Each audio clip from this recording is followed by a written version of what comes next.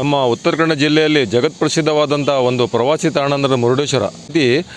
ಅಲ್ಲಿ ಬೀಚ್ ಇದೆ. ಬೀಚ್ ಅಂದರೆ ಸಮುದ್ರ ದಂಡದ ಮೇಲೆ ನಾವೆಲ್ಲ ಸಮುದ್ರ ದಂಡೆ ಮೇಲೆ ಹೋದಾಗ ಇಂಥ ಕೆಟ್ಟ ಪರಿಸ್ಥಿತಿಯಲ್ಲಿ ನಾವು ಅನುಭವಿಸ್ತಾ ಇದ್ದೀವಿ ಅಂದರೆ ಆ ಸಮುದ್ರ ದಂಡೆ ಮೇಲೆ ಪ್ರತಿಯೊಬ್ಬರು ಪ್ರವಾಸಿಗರು ಗಾಡಿ ತಗೊಂಡು ನೇರವಾಗಿ ಅಲ್ಲಿ ಸಮುದ್ರ ದಂಡೆ ಮೇಲೆ ಬರ್ತಾರೆ.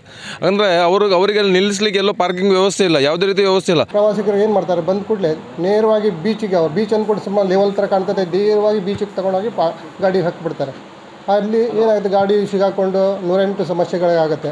ಅದರ ಸಲುವಾಗಿ ನಾವು ಮುಂದೆ ಈಗ ಹೊಸದಾಗಿ ನಾವು ಸರ್ಕಾರದಿಂದ ನಮ್ಗೆ ಡಿಪೇರ್ ಮಾಡಲಿಕ್ಕೆ ಹೇಳಿದ್ದಾರೆ.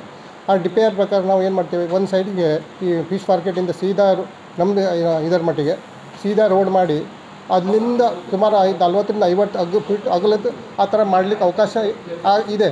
ಅದಕ್ಕೆ ನಮ್ಗೆ ಜನಸಾಮಾನ್ಯರಿಗೆ ಸಹಕಾರ ಬೇಕು, ಎಲ್ಲರದ್ದು ಸಹಕಾರ ಬೇಕು.